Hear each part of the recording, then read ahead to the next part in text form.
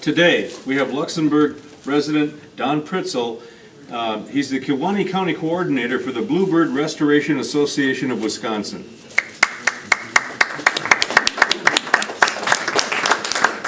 He's been putting up bluebird nest boxes and monitoring them for a quarter century. He's helped fledge over 3,600 bluebirds and many other cavity nesters as well. Don refers to it as an interesting and fun hobby, but to many of us, he represents hope that we can restore our world. Thank you, Don, and I'll just turn it over. Would you like the microphone? I'm gonna try. I'm gonna try and run without it. If anybody can hear me back there. So I'm leaving it on. There it is. well, thank you. My name is Don Pritzl, and I am the county coordinator for the Bluebird Restoration Association of Wisconsin. And we're here today to talk about bluebirds, as he said. So, how many of you have ever seen a bluebird? Quite a few of you. Good. So you know what I'm going to be talking about. The bluebird is said to have the blue of the sky on his back, and it's very true. The bluebird is, particularly the male, is a very pretty little bird, and he does have the blue of the sky on his back with a little bit of a rose breast and a white rump, and he has a very delightful twitter that you can hear if you come to recognize it. You can hear it for a long ways. So it's a very very pretty bird, and we're doing everything we can to help bring it back. Now there are other blue birds. There is the indigo bunting, which comes through in spring, usually in its annual migration. And then there's the irascible blue jay, which terrorizes my bird feeders and eats all the peanuts. Boy, and if you've ever seen a nest of young blue jays, if you think that but birds evolved from reptiles, that's a proof right there. Boy, those are the ugliest things you ever saw. But so we're here to talk about bluebirds. The bluebird is a member of the thrush family, and its summer range is in the upper Midwest, from the mountains all the way to the East Coast. In fact, New York and Ohio have the eastern bluebird as the state bird.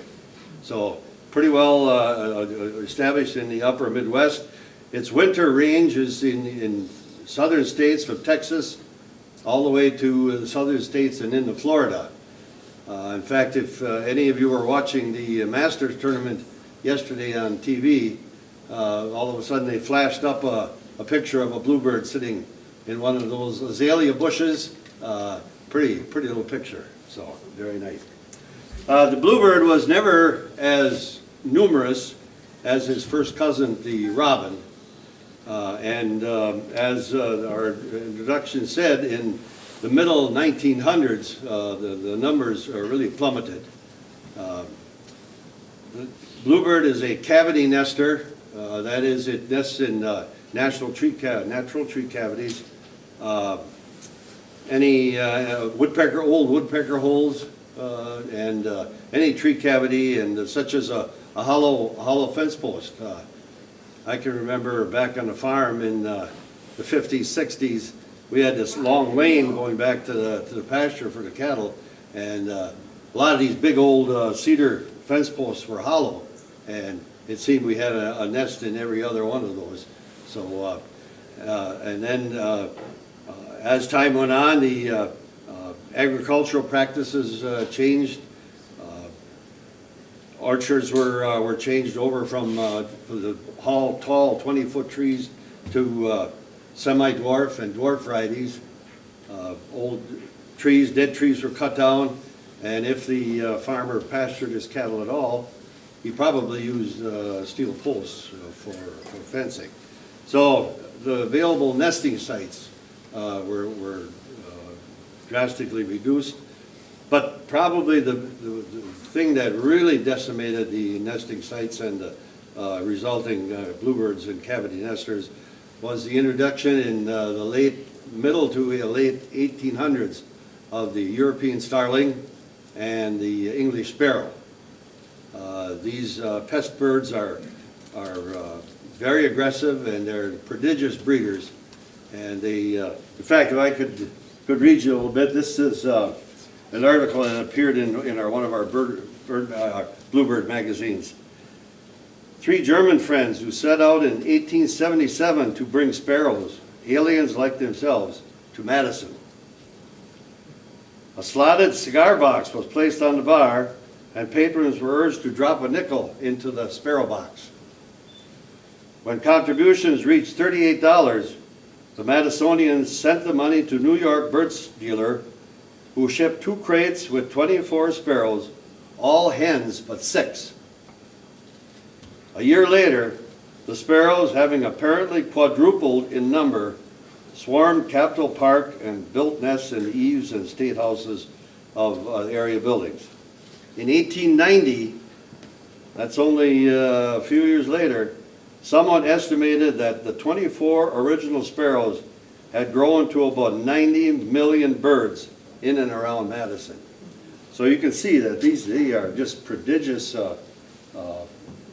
breeders, and they compete very favorably for the bluebird nesting sites. So it was about that time in the late 60s, 70s that the Audubon Society began to experiment using artificial nest boxes, and they found that the bluebirds and other cavity nesters would accept them if they were put into the proper habitat. So in 1978, the National North American Bluebird Society was started, and other states shortly after followed with their own state organizations, and that 1986 the Bluebird Restoration Association was formed. It's a statewide program. They get together once a year for an annual meeting. They send out a quarterly newsletter that contains tips and information on helping the bluebirds. They work pretty closely with the Purple Martin Society, which is also, the numbers are going down. So they've been very instrumental in helping restore some of the bluebird numbers. So with that in mind, we look at the restoring the bluebirds as kind of a 3-pronged approach.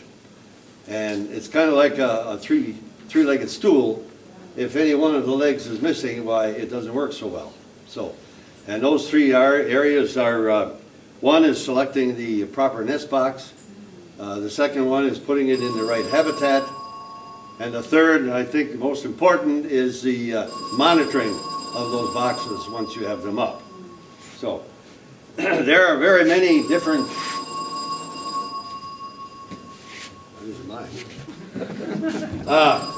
there are very many boxes, and everyone, of course, thinks that their design is the best.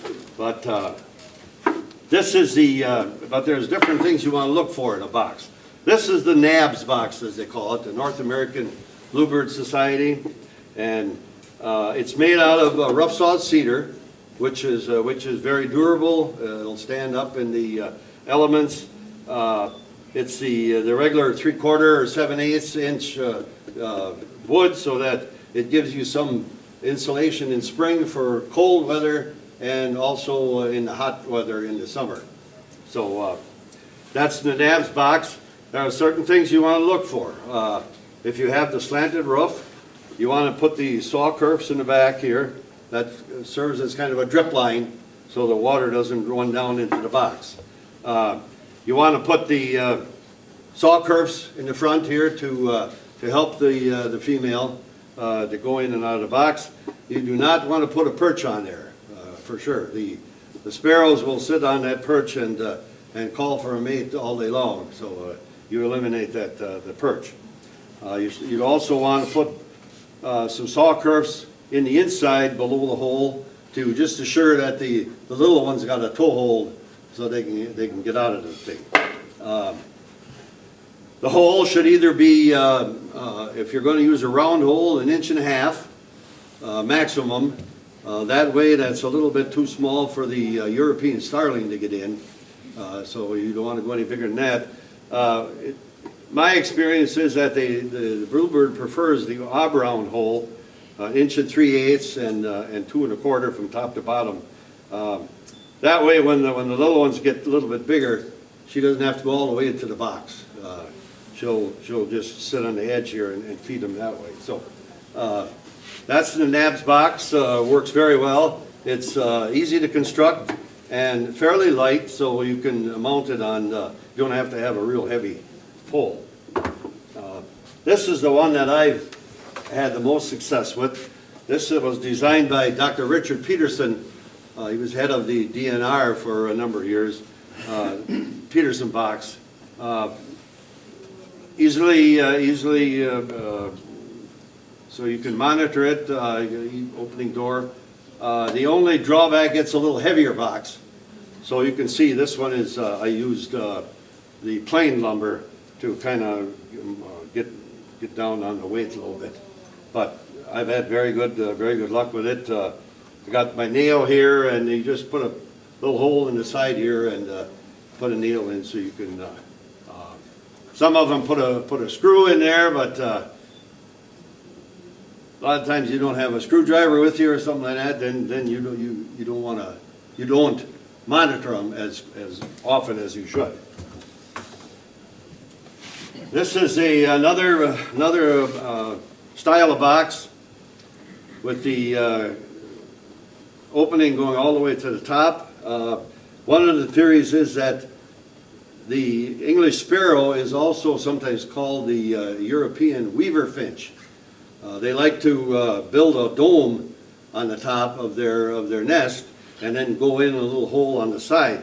So this way, if they're going into the top, they don't care to go in there and build a nest. So the only trouble is it opens from the top, so it's a little harder to clean out than some of the other ones. But pretty, I've got several of those out and pretty good usage out of them. This is another style, just a regular 4-inch PVC pipe. I only had a couple of those out and get pretty good response with them, but they're a little more clumsy to take off and monitor. But one of the advantages is they're very light, and you can put it on a 3/4 inch conduit, electrical conduit pipe, and so you don't have to have a very elaborate post on that. So again, there's all different kinds of boxes. Perhaps the box design doesn't make as much difference as where you put it. You've got to have the right habitat for the bluebirds. They are site feeders, and that they like to sit up higher and come down to feed. They like short grass areas. Cemeteries are good. I've never had real much luck on golf courses. I put some up at Northbrook and kind of like a sparrow hatchery over there. So I didn't have much luck with that. But most of my boxes, I've got 64 of them out right now, and I've got them along roadsides with the overhead wires. The birds like to sit up there and then come down to feed. And also when they bring food to the young ones, they like to sit up there and see if the coast is clear before they go down to the box. So that's worked out well for me. You don't want to have them closer than 100 yards apart. The bluebird needs to, if she's got 5 chicks, they need a pretty big area to get for insects. So, and you don't want to have them 300 or 400 yards from a farmstead. So, because you're more likely going to have sparrow troubles if you got that close to a farmstead. As far as mounting them on, you should never mount them on a tree, a telephone pole, or even a wooden post. We don't like to see them on a wooden post. That's an easy route for a predator to get up there, a coon or a possum or even a snake will crawl up there and get in the box. Also, you will have trouble with insects, ants, and that type of insects will get in there, and also mice will climb up and establish themselves in there. So,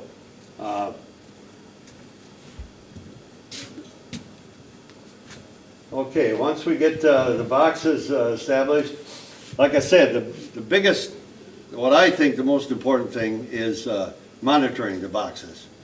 And that involves going around to at least a week to 10 days and looking at the boxes, open them up and see what's in there.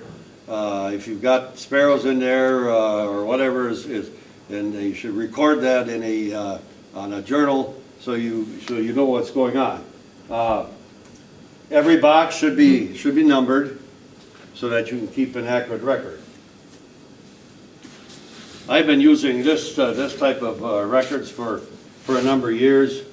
I'm sorry if some of these can't see back there, but I'll have them up here if you want to see them after a while. But the dates that you go in to look at them, and then I've got them color-coded. Yellow is tree swallows, blue is bluebirds, green is sparrows, and pink is wrens. So you kind of keep track.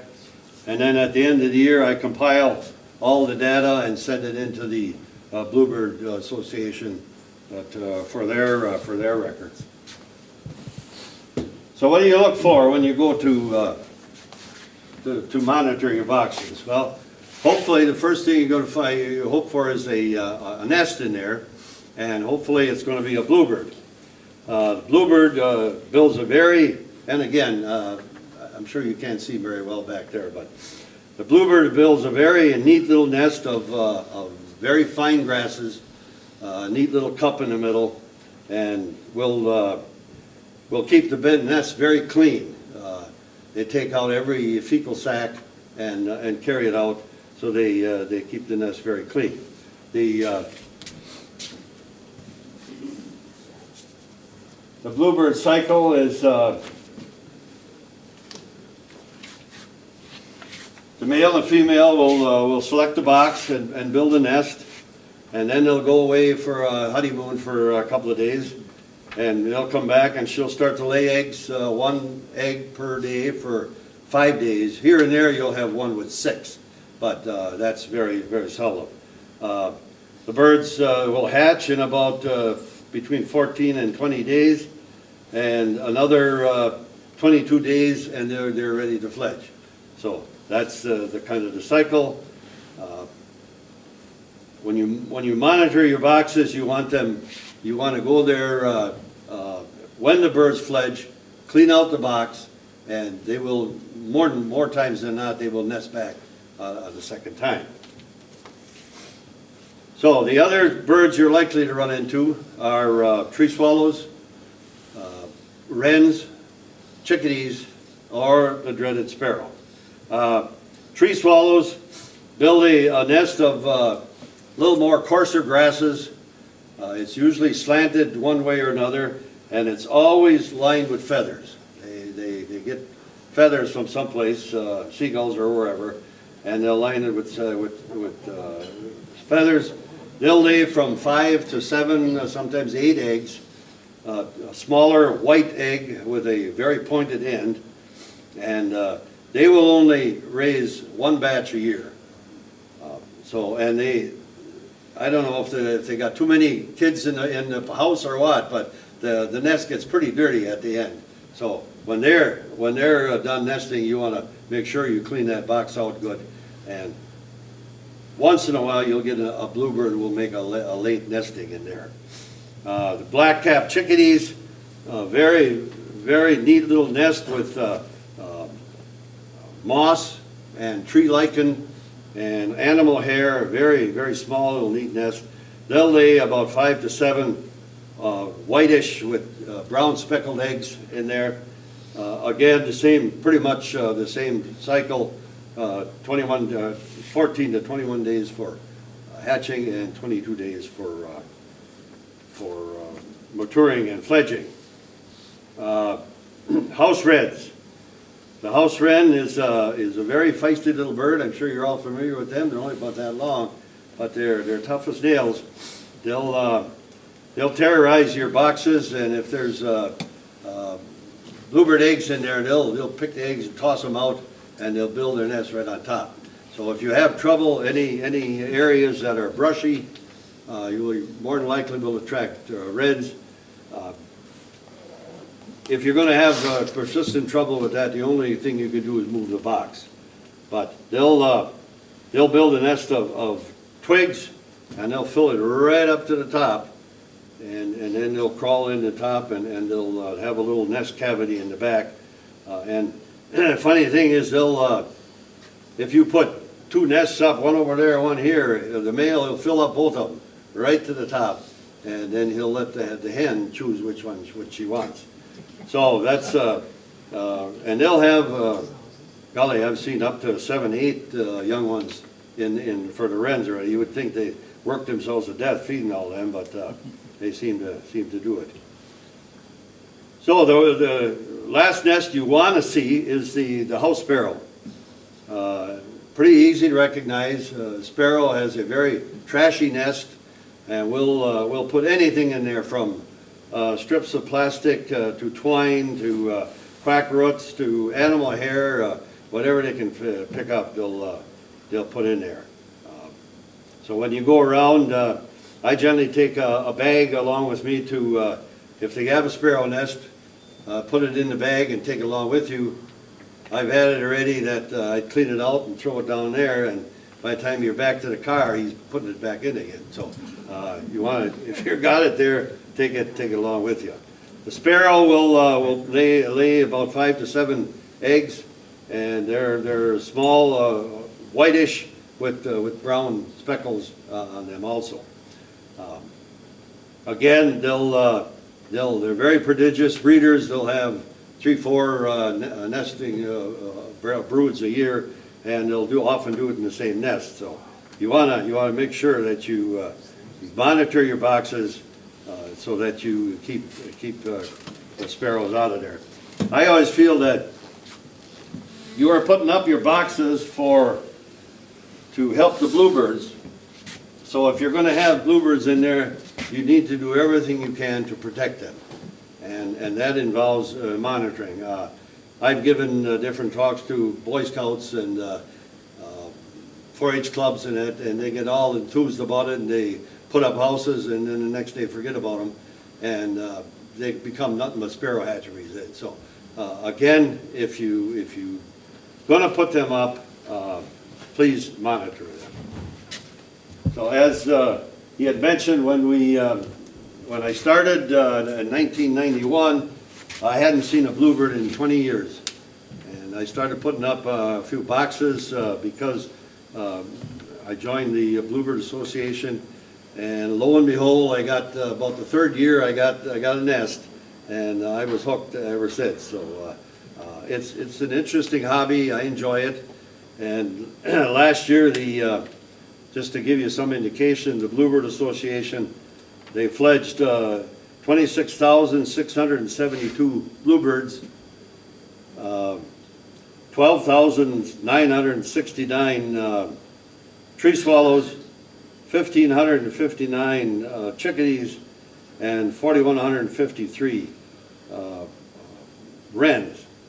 So a total of all species, 45,353. So we're trying to concentrate on bluebirds, but if we can help any of the cavity nesting birds, that's our objective.